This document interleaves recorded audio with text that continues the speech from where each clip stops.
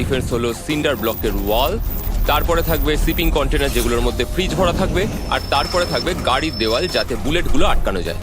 তোমার কি মনে হয় এই সব কিছু এই বুলেটগুলোকে আটকাতে যথেষ্ট? হ্যাঁ, যথেষ্ট হবে জি। ঠিক আছে, কিন্তু এখন এসব কিছুই হয়নি। তোমার শুরু করা উচিত। তাই ব্লেক সঙ্গে সঙ্গে 3টে স্টোরেতে গেল, আর আমি ওকে আমার ক্রেডিট কার্ডটা দিয়েছিলাম, আর ও প্রায় $৭৮,০০০ জিনিসপত্র কিনলো।